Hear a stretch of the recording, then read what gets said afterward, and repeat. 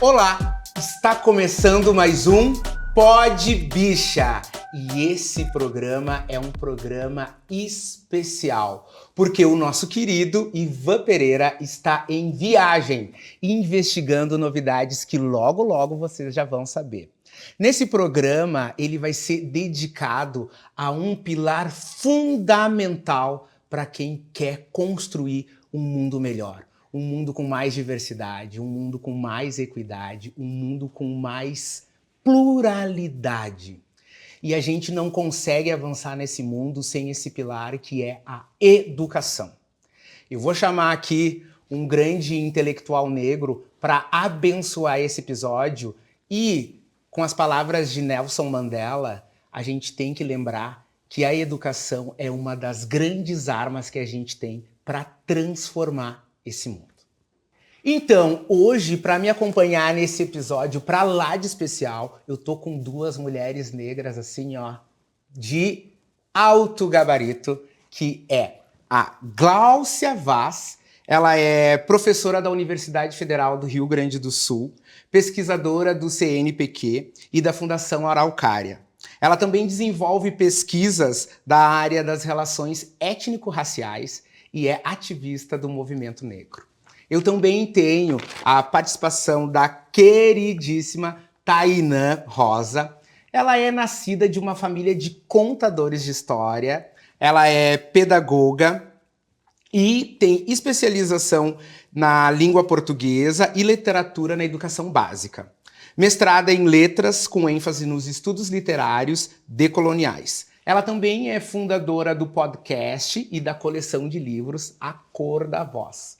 Então é com essas duas potências que a gente vai traçar esse episódio sobre a educação, o despertar da educação, né? E como a educação faz a gente despertar para esse mundo melhor.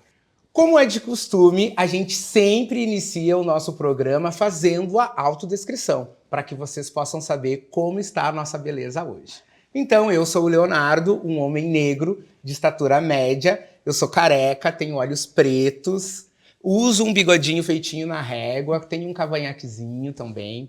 Hoje eu estou vestindo uma calça de alfaiataria off-white, uma regata também off-white, uma camisa azul celeste bem clarinha, as minhas joias em tom prata, que eu sempre gosto, porque a gente precisa brilhar, né? E agora eu vou passar então a bola para Tainã, para que ela também possa se autodescrever. Então, pessoal, eu sou a Tainã, eu sou uma mulher negra de pele clara. Eu sempre fico pensando como fazer essa autodescrição, né, para as pessoas que não enxergam.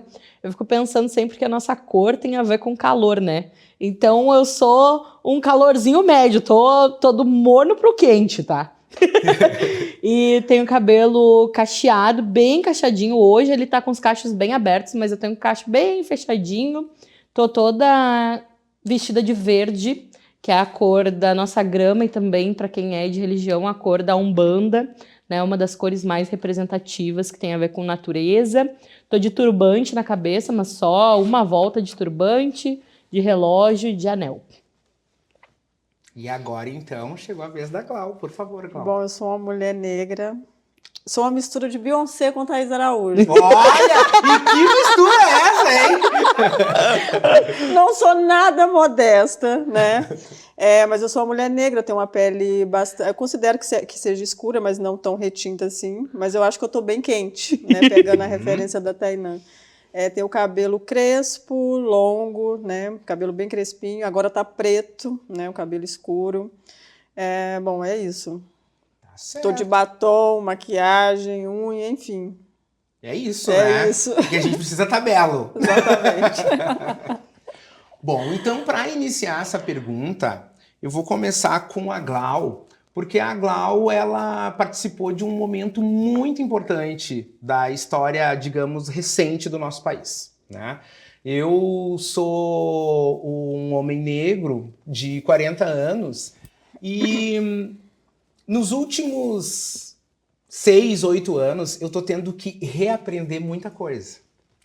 Porque é muito difícil e até mesmo um pouco de desapontar a gente, né? Perceber que na educação básica muita coisa foi velada, foi retirada, né, do meu ensino. E lá, quando a gente volta para a década de 80, a gente não tinha quase nada da história dos indígenas, né, e da história afro-brasileira.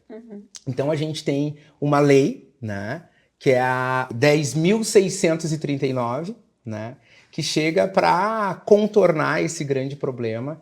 E eu sei que você participou, né, e coordenou alguns projetos na implementação dessa lei. Então eu queria que tu falasse um pouquinho da importância, né, e como foi participar desses projetos, dessa lei que é tão importante para a nossa educação e para que o Brasil consiga se enxergar como ele é realmente. Sim, a gente tem a mesma idade, né, da mesma geração, e eu também, obviamente, que cresci sentindo falta de muita coisa, e eu acho que tendo que suprir uma necessidade, correr atrás de alguma coisa bem depois, na idade adulta, né? Eu acho que a nossa geração sofreu muito com isso, assim. A Lei 10.639, é bom lembrar, né? Eu sou mineira, mas estou aqui no Rio Grande do Sul há 1 ano e meio, e essa lei ela foi proposta por uma pessoa daqui, que é a Petronília, né? A professora Petronília, que foi a pessoa que levou essa proposta dessa lei. E o trabalho que eu fiz foi um trabalho de voluntariado, né? Não recebi absolutamente nada por isso. E fiz no sentido de buscar, de fato, colocar nas escolas, eu acho que é algo que eu nunca tive.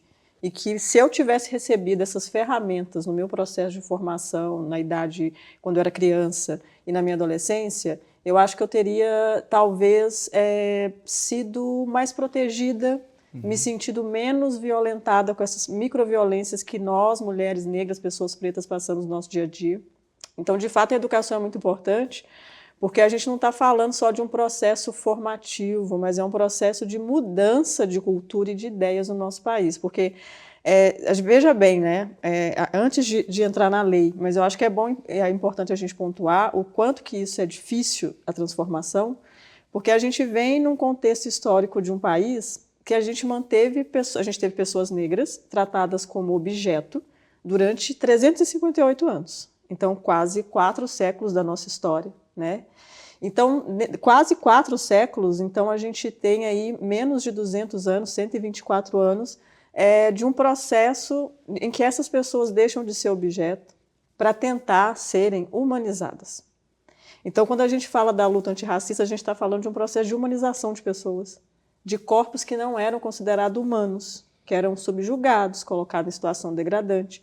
Então, a gente tem que ser realista e pensar que não vai ser em 120 anos que a gente vai conseguir reverter uma violência imposta por quase 4 séculos. Isso a gente precisa, porque foi um imaginário criado e cercado e estruturado em todas as formas. Por isso que a gente fala do racismo estrutural, é justamente por isso.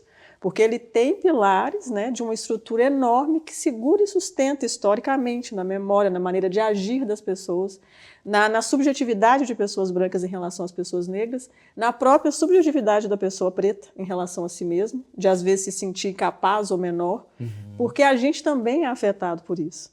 Então, quando vem essa lei, né, pense, né, porque quando a gente foi posto à liberdade, né, quando nós conquistamos essa liberdade, o pior foi o dia 14 de maio, não o dia 13. Né? O dia 14, que todo mundo diz, o dia 14 é que foi problemático para nós, porque a gente se viu pessoas pretas sem ter nenhum amparo governamental, porque não tinha nenhuma política que quisesse inserir essa população.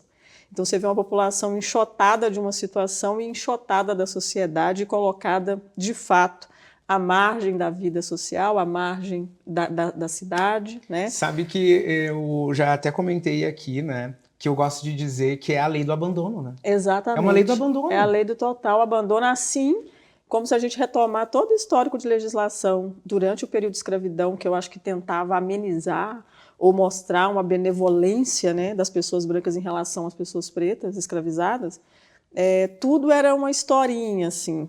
É coisa para o inglês ver mesmo, né? Literalmente é daí que sai essa expressão. Então, quando vem a lei, né, ela vem em 2003 e ela é fruto de uma luta de um movimento, do movimento negro, que surgiu principalmente pós-ditadura militar. Então, porque no período militar, obviamente que houve silenciamento desses movimentos, né? Eles vinham numa crescente na década de 40, A maioria surgiu ali.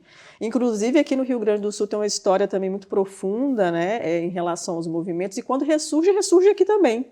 Então, começa aqui também. Então, as pessoas pretas daqui também são bastante vanguardistas nesse sentido de impulsionar uma luta no nosso país, né? Então, essa luta começa uma retomada em vários estados. E com a Constituinte, né, da Constituição de 1988, eu acho que as pessoas começaram a querer garantir certas coisas para esses grupos. Então, na nossa Constituição, já aparece essa questão de busca de equidade e justiça social para esses grupos. Mas essa luta que começa na década de 80, de novo, né, pelo movimento negro, pela Frente Nacional Antirracista, ela consegue ser consolidada nesse projeto em 2003. E depois disso vem as diretrizes gerais, né, para o ensino das relações étnico-raciais, de história e cultura afro-brasileira e africana, que justamente estende, né, porque a 10.639 já estendia para o ensino superior, e quando chega nessa resolução de 2004, ela deixa assim, explícito, né, de maneira mais explícita, que isso deveria se estender para o ensino superior e também para o ensino técnico. E aí não é garantir só a inserção da história, mas é garantir, por exemplo, formação continuada para os professores. Porque não adianta eu dizer, de ter ações isoladas, de dizer, por exemplo, que é só eu distribuir livros de autores negros e que isso vai resolver o problema de racismo no nosso país, ou que vai mudar uma dinâmica racista dentro da escola. Né? Os livros didáticos do nosso país ainda, 21 anos depois, a maioria deles ainda reproduzem imagens racistas. Eles ainda não trabalham nos parâmetros ideais para serem, de fato, dentro de uma cultura antirracista. Né? Eles continuam reproduzindo, por exemplo, o livro de história. Aqui, tradicionalmente, tem as figuras do Debré, Sim. Colocadas nos livros de história, e que colocam pessoas pretas em situações extremamente degradantes. E isso continua sendo reverberado. Óbvio, a gente não pode começar a história do nosso povo pela história da escravidão, porque é a história mínima. A gente tem milhares de anos antes disso. Então, a nossa história não começa aqui, a nossa história começa antes na contribuição da África. A gente não pode começar nunca o ensino de história de população negra, começando por esse viés totalmente equivocado de corpos num processo só de escravidão e degradação, porque a gente não nasceu assim. Nós não surgimos no mundo dessa forma, nós não surgimos nesse planeta dessa forma. Então, obviamente que a gente não pula essa história, mas ela precisa ser contada pela perspectiva de quem é dono dela. Sim. Né? E não numa perspectiva de pessoas que oprimiram, numa visão de pessoas que colocaram esses corpos de uma maneira, eu acho que pior do que a situação de animais, porque quando você estuda, né, por exemplo, literatura, as pessoas negras antes de 1850, mesmo estando já quase 3 séculos no país, elas nem eram citadas em livros. Então, assim, eu citava o cachorrinho, mas eu não citava que tinha uma pessoa preta escravizada. De tão insignificante que os nossos corpos sempre foram, né? Nesse período especialmente. Então, o meu trabalho, quando teve, foi um trabalho de voluntariado, porque eu morava, sempre sou uma mulher de periferia, né? Então, eu morava numa região periférica, era um bairro ao lado que surgiu em torno de uma penitenciária de segurança máxima, que tem em Contagem, Minas Gerais. E ali lá tem várias escolas públicas e eu tinha uma prima, né? Tenho uma prima que ela é pedagoga, atuava nessa escola, e é uma escola que tinha a maioria de pessoas trabalhando ali, tanto professoras, diretora, todo mundo, mulheres negras, né? E os alunos também majoritariamente negros. Então foi me voluntariando primeiro nessa escola, conversando com as professoras de como que elas poderiam trabalhar esse conteúdo em sala de aula, e direcionando, por exemplo, que tipo de obra que eu posso comprar para a biblioteca para poder sustentar esse ensino, né? Então, foi um trabalho assim, de formiguinha que foi feito por mim, em colaboração com as educadoras das escolas, sem financiamento nenhum, mas eu acho que reverberou muito bem. E, além disso, né, por exemplo, até o período de pandemia, até recentemente agora, eu ainda estava atuando, então foi muito tempo de atuação. E o que a gente tinha como objetivo era de dar identidade positiva para esses alunos ali, para esses alunos negros ali que estavam vindo uma nova geração, porque as professoras, por exemplo, elas também eram da minha geração, e são pessoas que a gente sofreu muito para criar uma identidade positiva da gente mesmo, né? E aí a ideia era de que a gente criasse um ambiente que essas crianças não tivessem que passar por esse mesmo processo que a gente passou, que não tivesse que carregar as mesmas marcas que nós tivemos que carregar, para ter que consertar tudo depois, porque é um processo emocional muito desgastante, né? E, além disso, né, aí teve essa parte inicial que era a questão racial. Mas, por exemplo, no período de pandemia, tinha algumas professoras que começaram a aparecer alunos com questões de gênero, né, alunos trans dentro da escola, e isso também entrou como pauta. Então, a gente começou tratando da questão racial, mas quando surgiu a questão de gênero e sexualidade também, a gente teve momentos que eu não falo que era de palestra, mas eu considero que era de roda de conversa, onde eu sentava com essas mulheres, a gente fez encontros online durante a pandemia, para conversar e orientar em relação assim, a como conduzir as coisas de uma maneira, de um ambiente seguro também para essas pessoas, né? Sim. E é legal também a gente lembrar, né, que essa lei que foi em 2003, né, que você comentou, sim, ela teve depois uma ampliação, né, trazendo também a cultura dos povos originários, né, da cultura, sim, indígena, que é a 11.645, né? E é muito legal estar vocês duas aqui, porque tu participou, né, de projetos para implementar essa lei. E a gente está aqui com a Tainã, né, que consegue hoje entregar, né, para o nosso sistema de educação básica, de ensino fundamental, uma coleção de livros, né, que serve de apoio para que essa lei realmente seja executada, né, seja trabalhada nas escolas. Então eu queria, Tainá, que tu falasse um pouquinho desse projeto tão lindo, né, desse trabalho que tu faz com a Cor da Voz, e como é que foi para ti acessar, né, essas escolas, como é que foi a construção dessa coletânea de livros? Então, na verdade, eu pensando, né, o que a Glau estava falando, eu só conseguia me lembrar da poesia do Oliveira Silveira, né? O Oliveira Silveira, para quem não sabe, é um poeta e um ensaísta que foi aqui do Rio Grande do Sul, estudou também na letras, né, da URGS, letras português-francês, e ele foi a pessoa que propôs o Dia da Consciência Negra no Brasil, né? No dia 20 de novembro. E ele foi um cara que ele se articulou. Hoje a gente está, através da filha dele, a Yara Silveira, né? Faço parte de um grupo de pesquisa com ela também. Está conseguindo chegar em outros lugares, assim, que ele mandava cartas para pessoas negras pelo Brasil, fora do Brasil, articulando movimentos negros. Então, o que a gente tem, assim, que talvez no Brasil as coisas estavam paradas de alguma maneira por falta da comunicação que a gente tem hoje, né? Assim, tecnológica e digital, principalmente, né? Antes eram outras tecnologias. Na verdade, não, né? As pessoas estavam muito potentes, assim, indo atrás dos seus conhecimentos. E o Oliveira Silveira falava muito sobre isso, né? 13 de maio, já dia 14, o Y da encruzilhada. Seguir, pedir, calar. Os brancos não fizeram mais que meia obrigação. O que somos de adubo, o que somos de solo, o que somos de burros cargueiros, o que somos de resto, o que somos de pasto. Entende? Então, e dia 14, né? Ele já trazia isso desde lá, e isso é uma coisa, né? Eu sou uma pessoa da literatura, e isso fermenta em mim, né? E fomenta uma vontade de fazer alguma coisa. Não vai acontecer isso de novo, né? Já fomos adubo, porque esse adubo permite com que cresça, mas para a gente ter sido adubo, a gente teve que ter sido outra coisa antes. É resto, é pasto, né? E agora não, agora a gente quer ser só flor e planta e baobá e existência. Então, eu, como tu falou no início, né, Léo, eu sou de uma família de contadoras de histórias, assim, de mulheres muito potentes. Minha família vem desde Rosário do Sul, né, a mesma cidade do Oliveira Silveira, o meu biso, e depois se instala em Cruz Alta. É uma família que lutou, assim, demais para conseguir, principalmente, se educar, né. O meu biso, Artidor, um nome bem emblemático, assim, né, que começou, assim, a estruturar melhor nossa família. Eu tive e ainda tenho, né, uma avó ainda bem, assim, só agraciada, com uma avó que me educou, assim, que é muito diferente, porque a minha avó é formada, minha avó tem faculdade de letras, né, o que não é comum, principalmente aqui no Rio Grande do Sul. A nossa família, por causa desse biso, a nossa família conseguiu se estruturar, e o meu biso abriu uma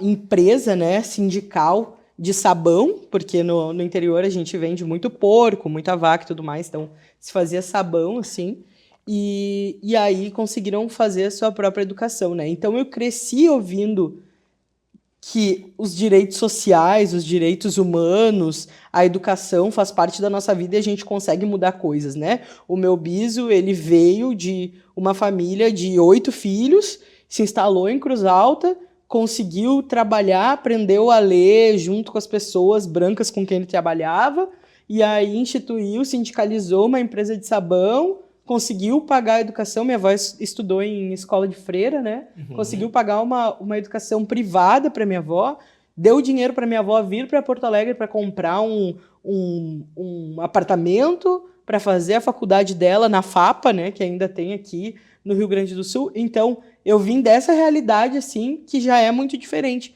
Mas, claro, que a gente tem muito na negritude, no terceiro mundo como um todo, é a falta de segurança, né? A gente tem a falta de segurança alimentar, a falta de segurança para o vestir, a falta de segurança para a nossa educação. Então, infelizmente, a minha geração já viveu outra coisa. Minha avó viveu uma coisa, esse dinheiro acabou, né? Meu biso faleceu, enfim, eu nasci e acabei vivendo várias outras coisas, assim, de não ter essa segurança alimentar, nem do vestir, nem nada, mas essa questão de princípios culturais e educativos permaneceu muito forte. Então, para mim, é muito emblemático, assim, que eu saía de casa com a minha mãe quando eu era pequena, com R$10, no domingo, em época de Feira do Livro, né?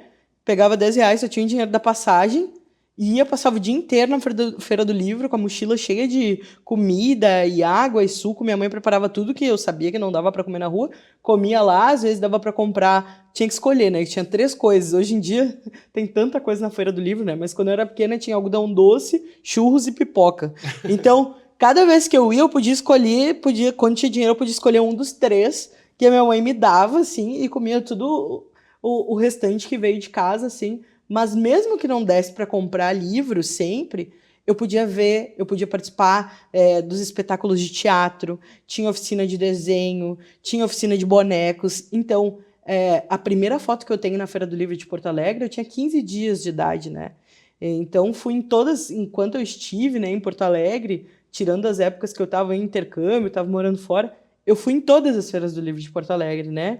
E depois comecei a participar das sessões de autógrafos enquanto autora, né? E que foi muito gratificante, assim, poder participar desse espaço que é tão caro para mim e para minha família. Então, eu já vim com essa perspectiva de mudança, de possibilidade de crescimento de vida por meio da educação, por meio da minha família mesmo, né? E depois, assim, na minha época escolar, o racismo vinha em coisas sutis, né? Então, assim, não poder... tu vê, né, como as coisas ficam na nossa cabeça. Tinha um clube da Barbie na minha escola, onde eu estudava, e eu não podia fazer parte do clube da Barbie, porque eu não tinha o perfil da Barbie, né, que era esperado. Então tinha o clube da Barbie, assim, entre as colegas, e daí só as minhas colegas loiras e brancas, de cabelo liso, podiam participar. Então eram coisas sutis, assim, no dia a dia, sabe? Ou, piadinha, fazer uma coisa... Coisas que eram nocivas, assim, no dia a dia, e que eu percebia, mas eu não entendia bem o que era isso. A minha família, apesar de ter essa questão cultural bem aflorada, não tinha uma questão de pensar racialidade. Ainda mais que vieram do interior, né? Isso não é falado, assim, no interior. Imagina, minha família começou a contestar e pensar mais sobre raça comigo dentro da família. Eu fui a pessoa que deu o shake, assim... Gente, vocês estão vendo o que está acontecendo? Não, Tainã, mas não é bem assim, não é tanto. Será mesmo? Vamos mexer um pouquinho aí, vamos ver o que a gente encontra. Então, até então, não se falava em raça, né? Mas eu entrei para o magistério muito cedo, né? Entrei com 14 anos, tive uma professora negra maravilhosa, a professora Anaísa Barbosa, que foi minha colega depois na Prefeitura Municipal de Alvorada, que eu comecei o magistério em 2010, então fazia 7 anos da Lei 10.639, né? E a professora Anaísa estava muito ativa, fazendo questões de educação para as relações étnico-raciais, pensando em literatura e tudo isso. Então, eu fui para o lugar certo, assim, durante o meu magistério. Então, a minha caminhada enquanto docente ela iniciou já pensando nisso, sabe? Eu tive muita sorte nesse sentido, que na minha geração, eu não tenho 30 anos ainda, apesar do meu currículo, eu ainda não tenho 30 anos, né? Então, eu tive essa possibilidade de crescer numa geração de docentes que estava pensando sobre isso. E claro, né, tendo uma professora negra, tem que fazer esse né, asterisco aí, porque talvez pessoas que tenham iniciado os estudos na mesma época que eu não tiveram essa oportunidade, né? Então, em 2010, quando eu comecei a fazer o magistério, eu já iniciei desse jeito, pensando em jogos, pensando em atividades da sala de aula. Essa professora, a professora Anaísa, dizia, gente, vejam se vocês têm alunos negros na sala, conversem sobre isso, vamos pensar essa representatividade, né? Lembro que logo na escola em si, eu fiz um painel gigantesco, uma pintura gigantesca na escola do livro Qual Cor é a Minha Cor, né? Que é um livro super utilizado nas escolas de maneira geral, assim. E aí, dali, não tinha como eu fazer outra coisa. Eu me dei por conta da minha própria negritude, né? Eu tive esse questionamento para mim. Ela me perguntou, Tainá, tu vai escrever nas cotas? E eu, por quê? Por quê, né? Por quê? E ela, como é que tu te autodeclara? E eu, dentro da minha família, chamava de sarará. Aqui é a palavra que se usa, né, para pessoas que não têm a pele retinta. Chama de sarará. Então, foi assim que eu cresci, desse jeito, né? Eu tive que ter essa conversa com a minha família para primeiro me entender como negra e já ia entrar na universidade me pensando negra, fazendo essa perspectiva do que eu sabia até ali sobre negritude, o que eu já estava aplicando em sala de aula. E aí o que eu tive muito foi me dar por conta, né? Porque eu comecei a dar aula muito cedo, comecei a dar aula na iniciativa privada, como eu já tinha um magistério, com 16 anos, né? E eu me dei por conta que as histórias que eu contava eram histórias de negritude, mas eu só me dei por conta, eram histórias da minha família, eram histórias, né, afro-gaúchas, e daí eu comecei a me dar por conta que aquilo ali já era negritude, né? Comecei a entender isso. Tive outra professora aqui, que é a professora Gladys Karcher, né, que ainda está atuando na URGS, que é a professora, inclusive, que inventou os giz de cera de tons de pele, né, para o Brasil, Pinticor.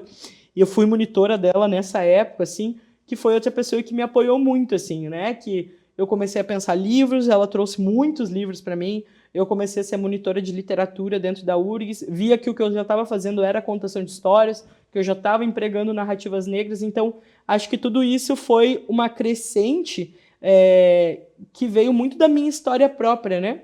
E aí, quando eu já fazendo essas contações de histórias, comecei a fazer bonecos negros e tudo mais, colegas começaram a me perguntar como é que eu fazia aquilo. Falei, não, como é que tu conta histórias? Né? Como é que inicia essa história? Né? A gente começa uma história, uma fórmula encantatória, um enredo e tudo mais, sempre com bonecos negros e tudo mais. E aí eu comecei a dar formação na URGS para os meus colegas, a pedido de outros profs, assim. E aí, quando eu tive a possibilidade, né, fiz a graduação, continuei dando esse tipo de formação de contação de histórias, a especialização e o mestrado. Durante o meu mestrado, que o meu mestrado é especificamente sobre contação de histórias, né, a minha dissertação é sobre contação de histórias e sobre identidade decolonial. No meio da pandemia, eu comecei a me perguntar qual que era a minha contribuição durante essa pandemia. Porque, na verdade, estava todo mundo vivendo um limbo, né? De certa forma. E, ao mesmo tempo, supervivendo as redes sociais. Eu pensei assim, gente, o tanto de absurdo que eu li, né, no Instagram, assim, quando começou a coisa do lugar de fala. Não, tu não pode falar sobre isso porque não é o teu lugar de fala. Meu Deus do céu. Que horror. Não, porque o mito da democracia racial, na verdade, coisas assim, muito longe dos conceitos e muito longe da prática, efetivamente, né, de como se vive. Então eu pensei assim, vou começar um programa, alguma plataforma, alguma coisa para explicar esses conceitos. O que eu vou fazer? Gente, não, lugar de fala quer dizer que cada um tem o seu lugar de fala, cada um tem a sua perspectiva dentro de um determinado assunto, não é quem tem ou não lugar de fala, né? A minha perspectiva pode ser mais próxima daquele assunto ou mais distante, mas todo mundo tem uma perspectiva a partir do seu lugar de fala. E aí, a partir disso, me veio essa ideia de fazer a contação de histórias por áudio, né? Que é o Acorda da Voz, efetivamente. E aí eu estruturei o Acorda da Voz enquanto podcast, foi tudo muito rápido, assim, porque uma amiga designer me ajudou a montar o projeto gráfico, comecei a contatar meus colegas da URGS para ver quem que queria participar. Tem um grupo muito forte de negros na FACED, de alunos negros, né?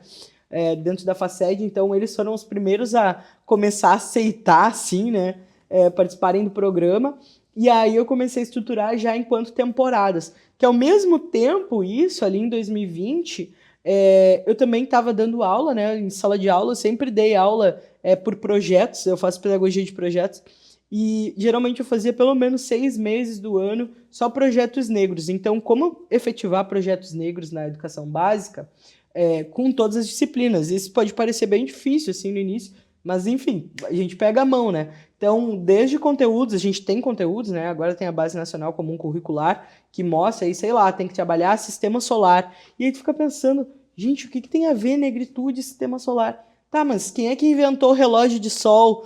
Como é que a gente pensa? Quais são os mitos envolvendo, né? A gente tem uma religiosidade, né? E que envolve essas estrelas, que envolvem esses cometas e tudo mais. Então, eu consegui fazer projetos que envolviam todos os componentes curriculares para negritude e fiz uma coleção de bonecas negras que se chama Nossa Ancofa, né? Que é só sobre histórias de mulheres reais da história do Brasil, ganhou um prêmio da Fundação Cultural Palmares com ela, né? Foi daí para todas as escolas de Alvorada, uma playlist, uma amostra, né, de contação de histórias só sobre essas mulheres importantes para a história do Brasil. Então essas coisas aconteceram concomitantemente, assim, né? Ganhar esse prêmio, daí eu tive uma certa visibilidade e isso fez com que eu tivesse portfólio suficiente para começar a aplicar outros projetos. E aí a gente continuou, né, com o A Cor da Voz, né, de vento em popa, assim, um podcast. No A Cor da Voz, né, um podcast afrocentrado, a gente convida só pessoas negras para falarem com a gente, quando faz sentido dentro da nossa pauta também, né, de pensar numa luta compartilhada, a gente convida também pessoas indígenas, e aí veio a possibilidade de transformar em livro, né? Agora eu não tenho aqui para mostrar o livro 1, porque a gente já imprimiu 2 vezes, mas acabou, gente, mas tem online o livro 1 e gratuitamente PDF, mas tem o livro 2 aqui do A Cor da Voz. E aí isso, né, que a Glau estava falando, dessa falta de ilustração. Muitas vezes as ilustrações de livros didáticos são de pessoas, né, por exemplo, pinturas do Debré, que não tem nada a ver, gente. Não é que ele não era um bom pintor, mas, pelo amor de Deus, não tem mais como a gente usar como representação uma pintura do Debré para pessoas negras. Então, por exemplo, no A Cor da Voz, a gente mandou ilustrar todos os autores do A Cor da Voz, né, pessoas negras e indígenas, apesar de que não vai para crianças, né, é um livro para formação de professores, mas que esses professores também tenham referências negras, ilustradas e reais, né, de outras pessoas negras, de outras pessoas indígenas. Esse aqui é o volume 3 também. E aí a gente conseguiu fazer com que os volumes 1, 2 e 3 fossem para as escolas municipais de Alvorada, né, e com formação, com conversas com esses professores para começar a efetivar projetos. E a gente veio ver e viu, né, resultados de professores mandando muitas mensagens para a gente, fazendo palestras, fazendo círculos de leitura com os alunos pensando em novos projetos. Tem podcasts que surgiram a partir do nosso, como um que é bem forte, que é da Escola Piaget, né, o Piaget Cast, surgiu a partir do A Cor da Voz. E agora a gente está tendo a possibilidade de transformar, né, reeditar os livros 1, 2 e 3, e junto com o livro 4 fazer a coleção A Cor da Voz, que está indo para todas as escolas municipais de Gravataí, que é maior ainda a rede, né, são 76 instituições municipais, e todas as escolas estão recebendo para que os professores efetivem isso. É difícil, né, é difícil a conversa também. Os temas, a gente tem temas muito diferentes, então a gente tem desde, tem capítulos de teatro, de artes visuais, tem capítulos que acabam sendo mais facilitada a entrada desse tipo de assunto. Música, como a gente tem capítulos sobre sistema prisional, né, sobre o público LGBTQIAPN+, que já fica mais difícil ainda. O nosso assistente do A Cor da Voz é um assistente, é um homem negro transgênero. Então, assim, já só de conversar com uma pessoa transgênero, negra, as pessoas às vezes já saem, se desacomodam do seu lugar, né? Então isso vai dificultando, mas de um modo geral, assim, a gente tem visto uma boa abertura nesse momento, né? A gente está passando por um momento, tem gente que quer aprender realmente sobre negritude, todos esses temas, tem gente que quer só fazer post para parecer que é bacana. Sim. Tem, mas a gente usa disso, então, como uma porta de entrada, né? tu quer parecer cool, né? Tu quer parecer muito legal, que agora tá descolado e tu fala sobre todos os assuntos. Tem problema, a gente começa por aí. E daí, a partir disso, a gente vai aprofundando mais. Tu abriu uma janela muito bacana, né? Porque a gente percebe, né, o quanto as redes sociais e o digital, ele é um grande megafone, né? Ele amplifica as nossas vozes, né? E eu acho também que o advento do digital, ele deve ser utilizado por nós. Porque é só através da internet que a gente conseguiu alcançar canais que antes a gente não estava. Né? E vendo a fala de vocês é muito bacana a gente perceber que cada um teve o despertar negro em um momento, né? Mas que nós sofremos racismo no ambiente escolar. Sim. Né? Que a gente nunca conseguiu ver na TV um apresentador ou uma apresentadora negra, que a gente não tinha nos desenhos que a gente olhava, que a gente não tinha em quase nenhum lugar. Né? E eu, enquanto comunicador, hoje eu me questiono muito, sabe?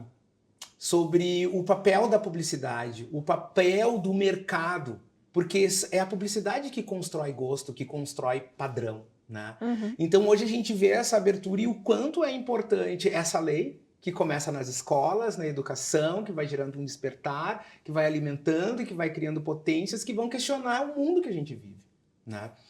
E aí eu estava pensando também dentro de uma das falas da Glau, porque tu é professora dentro da universidade, né? E eu queria que tu falasse agora essa visão da mulher negra professora da Universidade Federal do Rio Grande do Sul. Bom, a minha trajetória até chegar a me tornar, né, uma professora universitária na Universidade Federal do Rio Grande do Sul é uma trajetória que eu acho que é muito desafiadora, né? Porque não é fácil para uma pessoa, uma mulher preta e pobre, porque eu venho de uma família miserável. E eu faço questão de dizer isso, não é para poder romantizar a pobreza, porque eu acho que ela não deve ser romantizada, porque todo mundo, né, toda pessoa humana tem direito a ter acesso a todas as coisas e não tem que sofrer para poder ter o mínimo. Mas eu digo isso, eu acho que eu gosto de dizer isso hoje, eu acho que eu me sinto, antes eu não falava, mas eu acho que é importante que hoje eu diga, me sinto mais confortável para dizer, é justamente porque eu acho que antes eu tinha vergonha, né, de assumir essa miserabilidade que tinha na minha família. Mas eu acho que isso é um motivo de vergonha para o próprio Estado brasileiro, né? É um motivo de vergonha para os governantes que assumem seus cargos e não cumprem o seu papel, né? Que usurpam o dinheiro público, que não fazem uso e que não corrigem até o momento e nem não corrigiram de forma alguma esse abismo deixado pela escravidão, né? Então eu falo no sentido de protestar mesmo. E eu acho que de lembrar o Estado brasileiro o tanto que deve aos meus ancestrais, o tanto que o Estado me deve, o tanto que continua devendo para a população negra, no sentido de inserção social e de dignidade, né?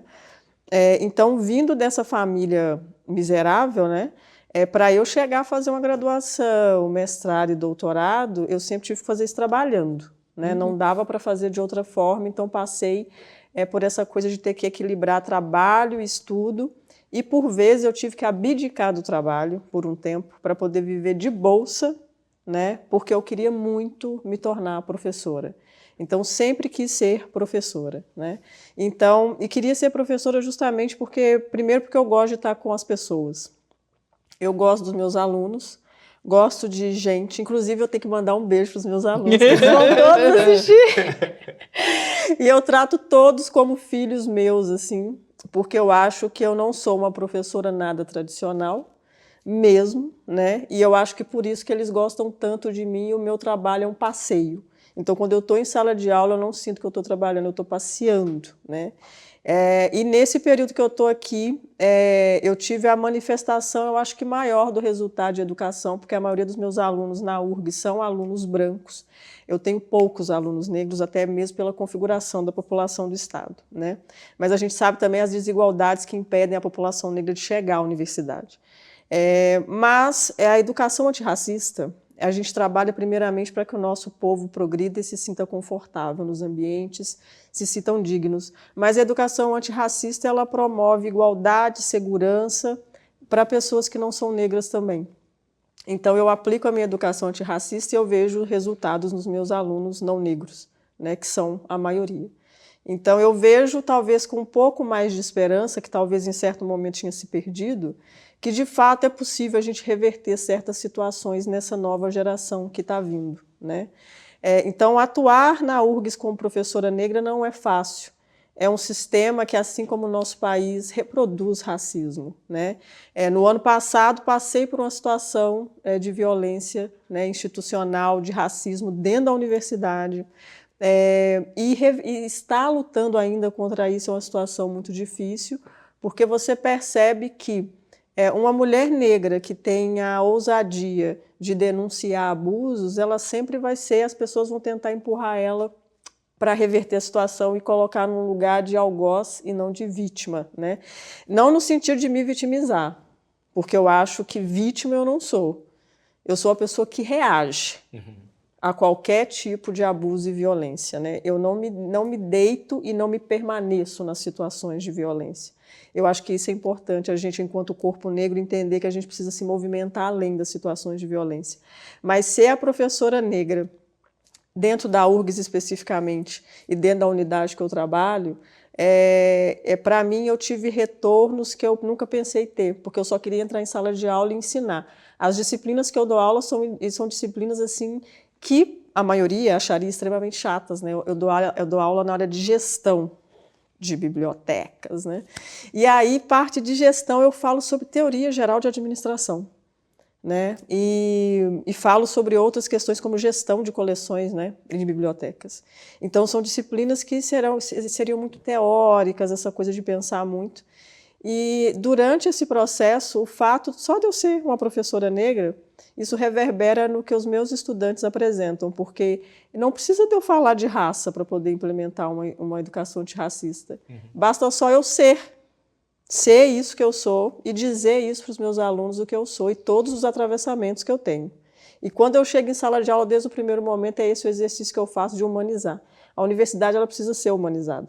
E o que eu falo sempre é que a universidade não faz sentido você entrar numa instituição para passar 4, 5 anos da sua vida, ou até mais, se você for para uma pós-graduação, e ela ser um espaço de violência para você, de ser um espaço que te adoeça. E isso é totalmente sem sentido. Isso é uma lógica europeia e colonialista. Então, na minha lógica preta e africanista, porque eu me considero africana, a minha identidade. Então, a minha identidade é africana. Já tem muito tempo que ela não é brasileira mais, porque eu me entendo antes dessa construção desse país, sabe? Então, eu resolvi abraçar. Então, dentro dessa minha identidade africana, eu trato a universidade como um local para o desenvolvimento de pessoas, para um espaço de felicidade, e não para outra coisa. Isso aqui eu não estou dizendo que a universidade é um espaço fácil, e também não faço exercício de poliana, porque se tem uma pessoa que é muito realista, sou eu, com os pés fincados no chão, mas justamente para não esquecer das minhas raízes. Mas eu não vejo sentido em oferecer uma formação que seja profissional e que trate pessoas como se fosse só um número de matrícula. Essa não é a universidade que eu quero construir. E no espaço de sala de aula, na minha pequena sala de aula, a universidade que eu quero, ela já existe. Sabe? Eu não dependo, e isso é o orgulho que eu tenho, que eu não dependo de nenhuma reitoria, de nenhuma gestão, para fazer da minha sala de aula um espaço seguro para todo mundo. E aí ela é um espaço seguro não só para os alunos negros, mas ela é um espaço seguro para os alunos não negros. É um espaço seguro para as pessoas com deficiência, porque eu faço questão de que todo mundo respeite e de adaptar as minhas aulas em tudo que for possível para essas pessoas que têm deficiência. Então, aceito críticas, ajustes nas minhas aulas. As pessoas também LGBTQIAPN+, eu faço questão de marcar o meu lugar de orientação, não para dar satisfação, mas eu vejo essa necessidade de dizer para eles sobre isso também, porque para eles enxergarem e verem que, olha, a professora tem todos esses atravessamentos e a gente pode estar confortável em ser também o que nós somos. Né? Eu não quero alunos podados, eu não quero, porque isso profissional, porque não tem como você ser um bom profissional se você é uma péssima pessoa. Isso não tem como isso acontecer. Não vejo a mínima chance de possibilidade de você ser um profissional extremamente competente, que faça um trabalho, sabe, que vai reverberar assim, no mundo e nas pessoas, se pessoalmente você assim, é podre. Não dá para ser assim. Então, o ambiente da universidade me violentou muito nesse meu processo de graduação até o doutorado. Mas eu quero que essa violência pare aqui. né? Eu nunca fui uma pessoa de tentar reproduzir e passar violência adiante. Eu tenho outras coisas que são muito melhores para poder reverberar nos meus alunos. Sabe que agora tu abriu uma janela, Glau, muito bacana, porque está muito de acordo com o que eu e o Ivan pensamos. Porque o Pod Bicha, ele nasce de um momento onde que o Ivan sofreu uma violência física. E o Ivan poderia também, né, a partir daquele momento, usar isso para reverberar de uma forma violenta. Mas não, né? O resultado daquela violência física é nós aqui hoje. Sim. Né? Batalhando com as nossas falas, batalhando com a nossa verdade, com a nossa trajetória, para que a gente consiga trazer mais amor, mais equidade, né? Mais união, porque eu também acho que a gente precisa se unir. Né? Agora você imagina, ela tinha falado da questão do Clube da Barbie, né? Sim. E aí você falou dessa questão da gente não ter representatividade, que você trabalhou no mundo fashion, a questão da beleza. Eu também fui a menina que na escola era chamada de feia, né? Então, até eu tirar da minha cabeça que eu não era essa pessoa feia, poxa, demorou muito. Para eu olhar para mim e gostar do que eu tô vendo. A beleza, né? Acho que a beleza, ela até uns 10 anos, menos até uns 5 anos, ela não passava pela pele preta, né? Não. A gente tinha uma única, né, peça que é a Naomi Campbell, né? Sim, e brigando muito por conseguir colocar a beleza negra em pauta, mas eu fico muito feliz de ver até hoje o Baco Exu do Blues tem uma música que ele fala, né? Que ele foi se descobrir a beleza dele, né? Então, eu acho que é isso. Eu acho que cada um de nós também vem descobrindo a beleza, vem descobrindo como se vestir e potencializar essa beleza. Sim. Porque eu acho que a sociedade, ela nos tirava isso, ela nos tirava o prazer de potencializar quem realmente a gente é, né? Sim, e aí nas minhas aulas, você veja, eu estou lidando com alunos adultos. E aí, no primeiro semestre meu de aula e nos outros, eu tenho no meu apartamento, né, que quando eu cheguei de fora, de outro estado, super cansada, então eu arrumei o básico e falei, decoração vai ser quando der, né? Porque eu estava super cansada. E aí, o meu apartamento ele ficou decorado porque os meus alunos começaram a me desenhar. As minhas alunas começaram a me desenhar como representação de um ideal, de beleza e de representatividade para eles, e essas alunas, a maioria delas nem são negras. Então, para mim, o primeiro desenho que eu recebi, eu falei, poxa, isso aqui veio na hora aquela criança, que era chamada de feia, e que de repente, né, aos 40, vira referência de imagem para um monte de gente, né? Então, eu acho que talvez esse seja o resultado mais potente assim, de transformação que você percebe, porque não é... Porque a gente pensa no transformação da educação, mas ela começa a se manifestar de maneira muito simples.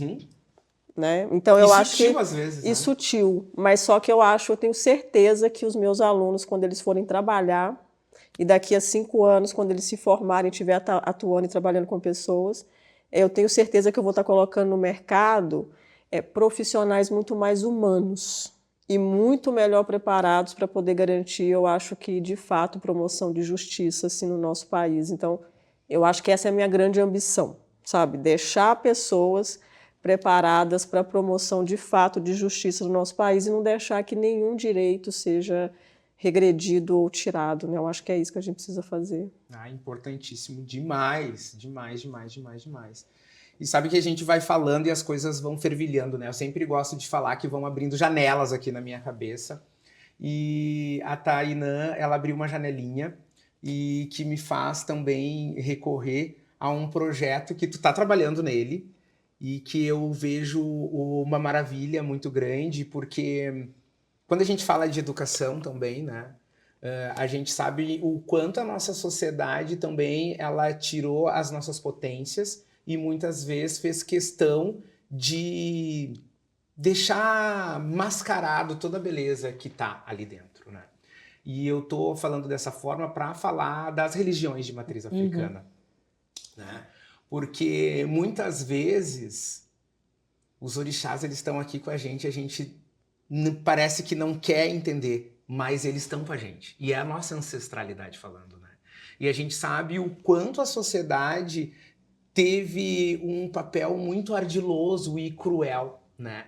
Em não conhecer, em não conseguir enxergar a beleza que está dentro, né, das religiões de matriz africana, que não é só religião, é uma cultura, né? E tu tá fazendo um trabalho belíssimo, né, que é o Alvorecer, né?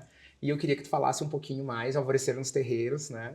E é um trabalho que tu tá realizando ainda com recorte só em Alvorada, mas eu acho que é somente, assim, um primeiro momento para que esse trabalho também se amplie mais.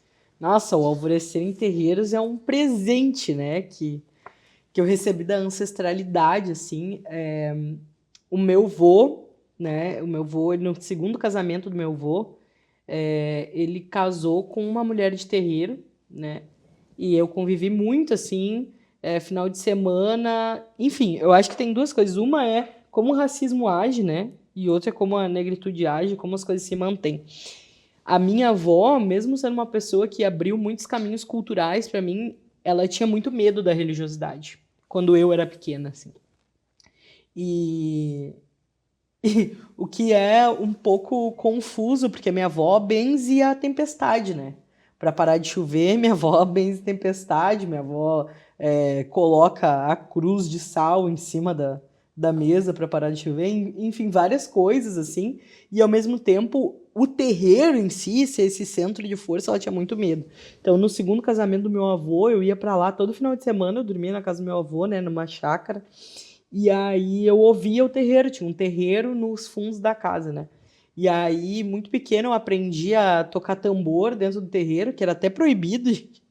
Quando eu era pequeno não podia, era só homem que podia tocar tambor aqui, né? E assim, ainda mais em lugares assim mais machistas e tal. Porque hoje eu vejo que tem terreiros que funcionam há muitos anos e que tinham tamboreiras mulheres, mas lugares assim mais ermos e mais machistas não podia, né? E aí foi meu primeiro contato, assim, com a religiosidade. E aí isso reverberou muito em mim, né? Eu sou uma pessoa muito intuitiva, assim, e sinto muito a energia das pessoas. E por bastante tempo, de alguma forma, eu neguei isso, né? Eu tentava segurar, de alguma maneira, né? Tentar não pensar, enfim. E aí, acho que a maturidade nos deixa ver outras coisas, assim. Que tá tudo bem, que a gente tá acessando outras partes de nós mesmos, né? Eu costumo dizer, quando toco um tambor, é como se fosse uma música que eu já conheço, né? O sentimento que eu tenho é uma música que eu já conheço. Quando começa a tocar, eu já sei o que vai acontecer, né? E aí, no ano passado, muito fortemente, eu senti que eu tinha que fazer um livro sobre a religiosidade de Alvorada, né? Foi o meu próprio chamamento, né? Teve chamamento de muitas pessoas diferentes, assim, para essa equipe. E eu só ficava pensando assim... O que aconteceu, né? Para quem não é aqui e está nos assistindo. O Rio Grande do Sul, nos últimos 2 censos do IBGE, está como primeiro lugar de pessoas cultuadoras de matrizes africanas e afro-indígenas, né? Por que afro-indígenas? Por causa da Umbanda, por exemplo, né? É uma religiosidade afro-indígena. Então, saiu em primeiro lugar nos 2 últimos censos. Só que nos congressos do povo de terreiro, que a gente começou a descobrir também, é que além do Rio Grande do Sul ser um lugar de cultuadores, de pessoas individuais, também é o maior lugar de casas de terreiros. Então, assim, a gente tem por volta de 60 mil casas de terreiros no Rio Grande do Sul, 5 mil são de Alvorada. É muita casa de terreiro. Para uma população que não chega a 210 mil. É literalmente, tu tá numa casa de terreiro, tu anda 4 casas, tem outra casa de terreiro. 2 casas, outra casa de terreiro. 3 casas, outra casa. É assim em Alvorada. Qualquer lugar que tu for, tu vai estar cheio de casa de terreiro. E eu fui recebendo esse meu chamado, né? Tainã, cadê esse livro das casas de terreiro de Alvorada? Ô, Tainã, e o livro das casas de terreiro de Alvorada? Será que não dá para fazer um livro de casa de terreiro de Alvorada? Mas eu não sou uma pessoa de terreiro, né? Eu sou uma pessoa que frequenta algumas vezes e tal, né? Tenho amigos que são cultuadores firmes, mas eu não sou uma pessoa iniciada, né? Que tem diferença também tu ser iniciado no terreiro e tu frequentar, né? Eu não sou iniciada. Então, isso me pegava muito, né? Quem sou eu para fazer isso, gente? Isso que eu pensava. E aí comecei a me colocar num lugar profissional primeiro. Poxa, quem sou eu, né? Eu sou uma escritora que trabalha com narrativa e educação para as relações étnico-raciais. Sei que vou fazer um bom trabalho educativo com isso, mas com certeza não vou poder fazer isso sozinha. Isso é óbvio, né? Tem que ter pessoas de terreiro, tem que ter outros especialistas dos seus campos para fazer isso comigo. E aí escrevi um projeto para a Lei Paulo Gustavo, né, que é uma lei de incentivo à emergência cultural. E aí passei em primeiro lugar, né, ano passado, para fazer esse projeto do Alvorecer em Terreiros, que se constitui em 2 partes. A primeira parte de um fotolivro das casas de terreiros de Alvorada e a segunda parte de uma exposição fotográfica. E aí comecei a ir atrás das casas de terreiro e só num primeiro mapeamento, né, a gente foi atrás do Mapeando Axé, a gente colocou nos jornais locais, a gente começou a procurar Facebook, no Google, tudo casa de terreiro, mantei uma equipe para fazer isso comigo. Um beijo, equipe. Porque eles estão trabalhando, né? Para eu estar aqui, eles estão trabalhando muito. A gente está finalizando o livro agora. Então, eu montei essa equipe para a gente ir atrás. Numa primeira semana, a gente achou 100 casas registradas. Foi tudo muito rápido, assim. E aí, no primeiro momento, eu tinha dito, vamos mapear e tal, essas casas. E eu não tinha muita noção como expor esses dados, né? E aí veio a ideia de fazer um mapa, efetivamente. Descobri que a Alvorada não tinha um mapa, efetivamente, nem na Secretaria de Viações e Obras. Estou contando isso. Governantes estão assistindo, sinto muito, vou falar a verdade. Não tinha só um plano diretor da cidade de Alvorada, sem as macrozonas localizadas. Contratei um geólogo para fazer um mapa, gente. Fiz um mapa efetivamente, de verdade. E aí a gente começou a localizar essas casas de terreiro no mapa, né? Então tá dividido por cor, vocês vão receber isso muito em breve, vai estar no meio digital, né? Que nos permite fazer tantas coisas. Então, só de bater o olho, a gente já vê que o que mais tem cultuado em Alvorada é o batuque. A gente representou na cor azul, tá muito azul, por exemplo, assim, né? E aí outras casas que cultuam juntamente Umbanda, Quimbanda e batuque, tá representado de vermelho, tem um monte de vermelho, e aí vem outras coisas, né? A gente descobriu, né, só na nossa amostra que tem 7 tradições cultuadas, né? Umbanda, Quimbanda, batuque, nação, voodoo, porque a gente tem muitos imigrantes agora, né? Sim. Então a gente descobriu uma variedade de tradições. E aí 7 casas estiveram com a gente efetivamente mais próximas, que a gente fez entrevistas para descobrir os princípios educativos das casas de terreiro. Isso é muito importante. Eu acho que eu nunca vi tanta gente trabalhando coletivamente quanto nesse projeto. Eu chego para fazer uma entrevista, é assim, um pega uma cadeira para mim, o outro está fazendo um chá, o outro está limpando o terreiro. Ninguém está pedindo. Claro que tem uma liderança num terreiro, né? Tem uma mãe, um pai de santo, uma baba lorixá, uma iá lorixá e um baba lorixá. Obviamente. Mas as pessoas tão acreditam naquele princípio educativo, né? Que acaba perpassando a religiosidade, mas que é um princípio educativo da coletividade, que ninguém precisa ser mandado. As pessoas estão ali, sabendo que a coletividade existe, e elas estão cozinhando, limpando, passando, organizando, fazendo oferenda e outra falando. Tudo ao mesmo tempo, tudo está acontecendo assim. E eu me sinto uma privilegiada de ter visto isso em tantas tradições diferentes, né? Dentro de Alvorada, assim, o cuidado que as pessoas têm com os espaços, né? Com a santidade, consigo mesmo também, né? De saber que essa ancestralidade está primeiro no seu corpo, depois no espaço. Então, pessoas arrumadas, não tô falando de luxo, uma coisa é luxo, né? Se confunde às vezes na religiosidade, umas pessoas, a gente postou isso até sobre o projeto, não tem que se enganar que a divindade mais forte vai vir naquele cavalo de santo, né? Naquela pessoa que tá com uma roupa toda bordada e tal, não é por aí, mas uma pessoa que tá com a roupa limpa, cuidada, que se respeita, que come bem, que respeita os outros, né? Foi isso que a gente enxergou.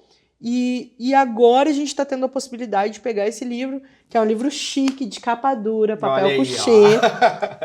Papel couché, né? Todo colorido. Com um mapa, efetivamente, com todas essas fotos, que vai ir para todas as escolas de Alvorada, né?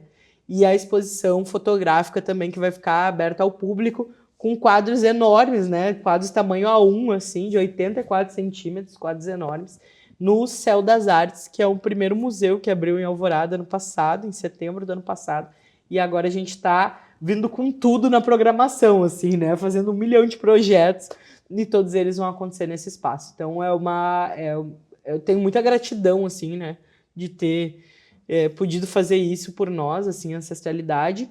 E quem quiser, gente, saber mais, acesse o @Tainã Rosa Inventadeira, O nosso lançamento vai ser dia 31 de julho no Céu das Artes, em Alvorada. E o livro depois vai estar aberto também digitalmente, né? Vai estar gratuito de maneira digital para todo mundo. E acho que é isso, né? É só o início, assim, de muitas coisas que vão acontecer e, inclusive, de outros mapeamentos, né? Eu já estou sendo contactada por pessoas de outras cidades para perguntar como é que a gente fez para poderem fazer isso na sua cidade, que eu acho que é o mais importante, né? Perceber que a gente tem potência enquanto negritude em espaços diferentes. Maravilhoso, maravilhoso, né? É muito bom a gente ver, né, esse papel, porque é como a gente estava falando, né?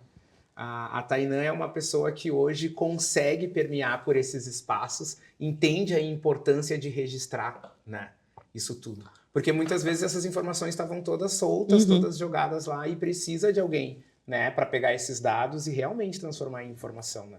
Daí aqui eu já volto mais pro lado da Glau, né? Que é a informação, de tratar a informação. Eu tenho que dar todos os livros pra Glau, vamos botar nas bibliotecas. Seria Como ótimo. É que a gente faz agora, né, pra botar, para pegar essas coleções e organizar. Gente, assim, o papo tá maravilhoso, mas aqui eu sempre brinco que quando a gente senta nessas cadeiras e a gente começa a gravar, o tempo assim, ó, ele se perde, ele vai muito rápido e isso é bom porque é sinal que a conversa tá boa. Mas a gente precisa também agora falar e conhecer um pouquinho mais de vocês. Então eu quero saber da Glau. Glau, o que te move? O que faz a Glau ficar feliz hoje? Ai, hoje? Hoje, atualmente! Atualmente, o que me deixa feliz é o amor, sabe? O amor! O amor! Porque eu acho que a gente, pessoa, corpos negros, nós nascemos para serem muito amados, assim, sabe? Para sermos muito, extremamente amados. Eu acho que eu estou no momento me sentindo muito amada. Então, o que me deixa feliz é amor pela minha vida, pela minha casa, pelo meu parceiro, pelos meus bichinhos. Por todas as pessoas que me cercam, pela minha família, sabe? Eu acho que por toda a comunidade que me recebeu muito bem aqui em Porto Alegre. Então, eu acho que é isso que me move. Eu sou uma pessoa, assim, militante, romântica. E o que me move, eu acho que, de fato, é o amor, pelo menos o anseio de, né? Mas é isso. Que lindo! E você, Tainã, o que te move? O que faz a Tainã brilhar hoje? Nossa, eu já tava pensando que eu sou uma pessoa muito em movimento, né? Quem me conhece sabe que eu sou muito agitada, gente. Eu não tomo nem café por causa disso. E hoje o que me move é ver diariamente as nossas pequenas conquistas enquanto negritude, né? Por causa desse movimento todo que eu faço, diariamente eu consigo ver isso, sabe?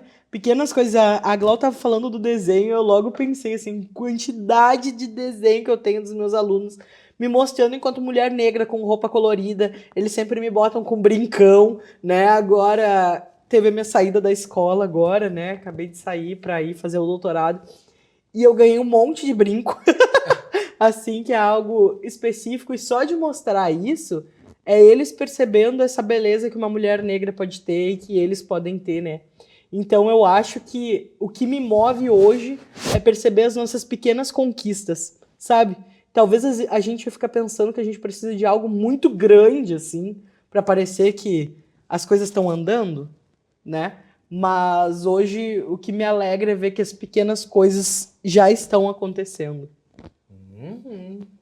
E a gente falou de ancestralidade, a gente falou de espiritualidade, e eu acho que esse programa é isso, sabe? Quando eu tava chegando aqui no estúdio para poder gravar com vocês, eu tava pensando assim, será que elas não se conhecem? Não. Né? Eu também eu disse, Glória, como é que a gente não se conhece? A gente nunca se encontrou, foi aqui.